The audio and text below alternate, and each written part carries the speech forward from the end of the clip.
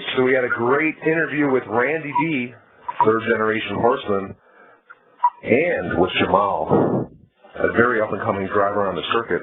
But we've got the man, and it's not the Godfather. This is the man down south. I don't even know what his nickname is. Roshun, you there? I'm here. All right. We got Roshun Trigg, a man down south that basically just knows everybody and everybody respects him. What generation horse person are you, Roshun? Well, my father, he used to ride horses, but I got into harness racing with a man by the name of Willie Eggman Jones. So I would say I'm second generation.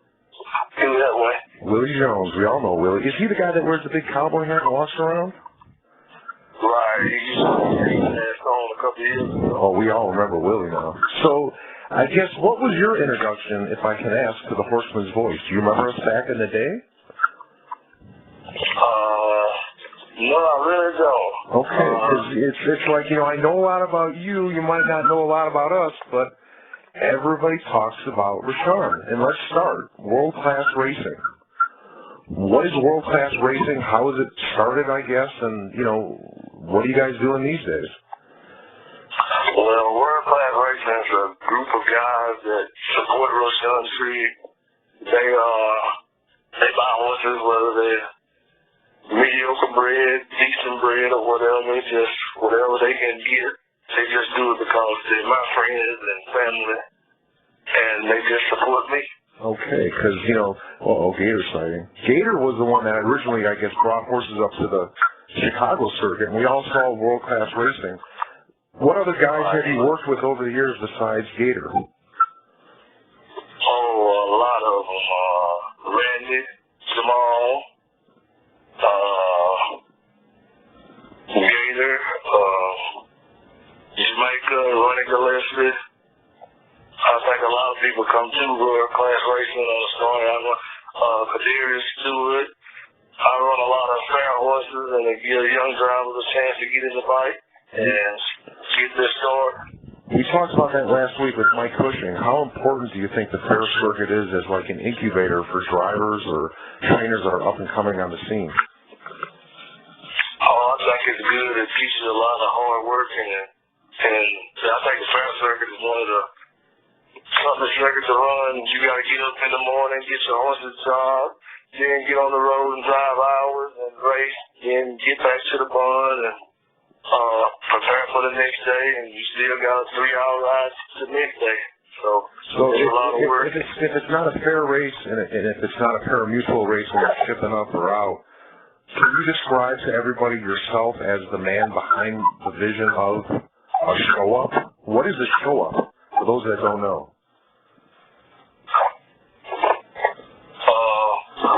What do you mean by show-up?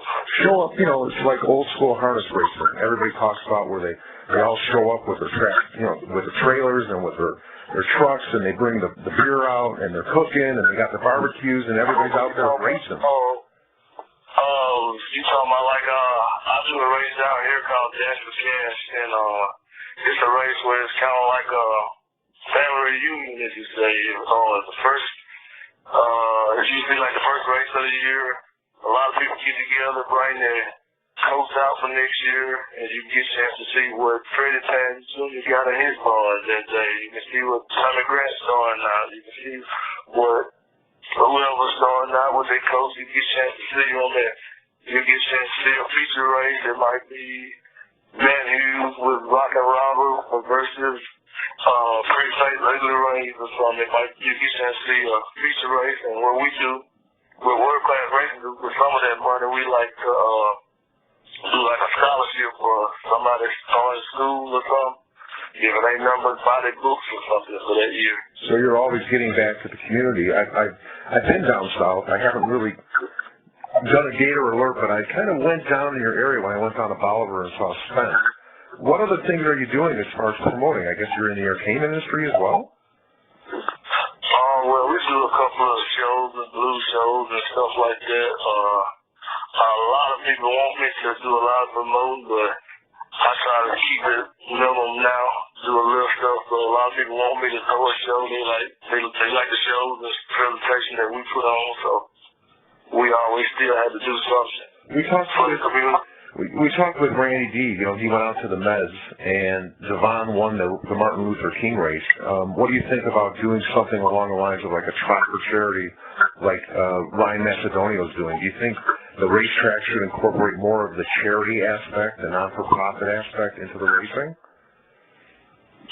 I wouldn't know whether they would or not, but I think that would be a good idea.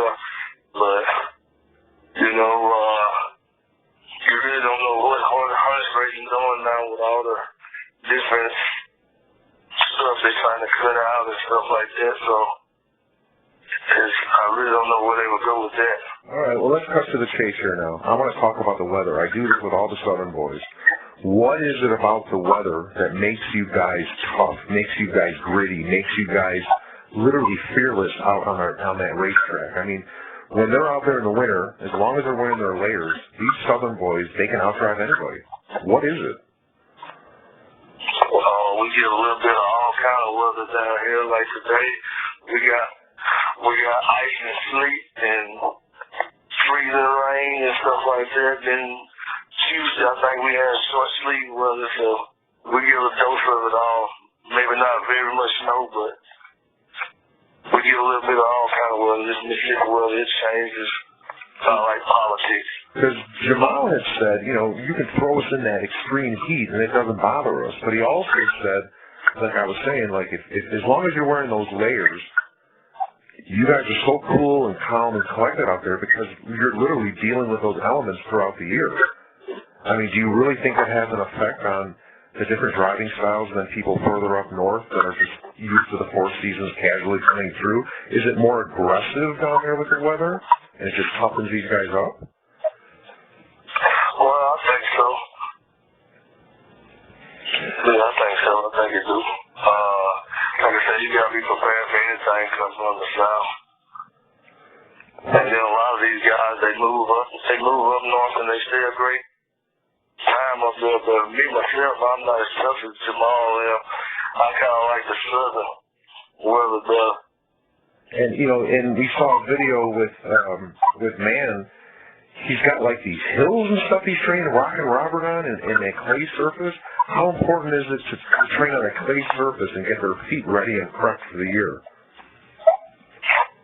Oh, well, I think it's very important on what surface you train on. Like a horse coming off a sand track, it don't make a difference than a horse coming off a limestone track every day.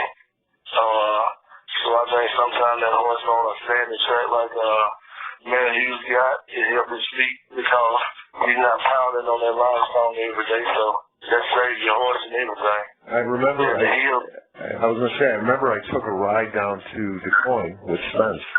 We had Chili with us, and he had Red Rover in a $30,000 race. And Spence won his biggest stakes race of his career at that point in time, and he was ecstatic, and people didn't really understand, like, his horse is trained on a clay surface. Yeah, I was working with his owner, you know, KD, Kevin Dixon, and, you know, showing him how to massage a horse and how to relax him before a race the night before, what have you, but I really think it really plays a difference, like you're saying, that sand and limestone versus that clay. Do you think the horses know when they're on that clay surface and that they can excel more? I mean, do they really know the footing and the difference? Well, I think so. And I think the horse that haven't had a chance to absolutely really work on a surface like that, I think it might struggle a bit because it's not used to giving up on him and whatnot. So do you think track should pay more attention to their surfaces? I mean, Oak Grove had issues last year where they got rained out. It appeared, I'm saying this on the record, it appeared that they were more concerned with building the facility than actually taking care of the track, and they got burned. I mean, the rain came, and the irrigation system wasn't set up, and they got shut down for 2 weeks. And then, when they come back, that surface was perfect. Everybody was saying how amazing that surface was. I mean, how important do you think it is in just preparing the surface day in and day out? Oh, well, if anybody knows, well, just take for instance down here in Texas, the neighbors over It's a track goes by LK Down. They got a good grader, man. You can just walk there and look at that track, and you can tell exactly if they know what they're doing. Just like Hoover Down here in Mississippi, you go to that track, and those guys work that track. They work this track. That's why I'm training it right now. They work that track right before the rain, and as soon as it gets dry again, they work again. So they always watching the weather, and they try to be prepared for whatever weather we having, so you won't go through those issues like we did at Oak Grove.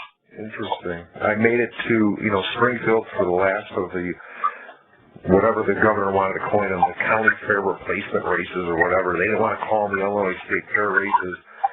Do you think that Springfield literally is the world's fastest racetrack, and that grounds crew is one of the best grounds crews in the world? I can say it used to be, but I think the Red Mile probably taking that over by now. Interesting. Well, we're running out of time, and I'm going to say this, man. Not Man Hughes, but I'm going to say this to you, Roshun. We want to do another interview with you. We want to focus on your breeding operation because you have horses all over the place. You got pieces with horses all over the place, and we want to delve more into what you're doing as far as breeding. But like I said, we've run out of time. Is there anybody in the industry you want to give a special shout-out to besides old man Willie Jones and your father? Anybody that's helped you throughout the years? Oh, yeah, my number one help. And she don't really like horses. Miss Keita Trigg. I'm assuming that's your wife? Yes, sir. And you got some beautiful daughters as well. You're a family man. Everybody loves you, respects you. And like I said, we're running out of time, but next week, we got somebody from out east that runs the Harness Racing Alumni Show, and that's going to be the episode to watch. I'm turning 50 next week, man, and I'm telling you, Freddie is going to straighten it all out. So that's it for this week's edition of The Horseman's Voice, and we really, really thank you for your time today, Roshun. Okay, thank you. You asked me for my nickname. What is your nickname? Call me the King of the Fires. So we got Man is the Godfather, and we got King Roshun Trigg checking out. Thanks again, man. All right, thank you.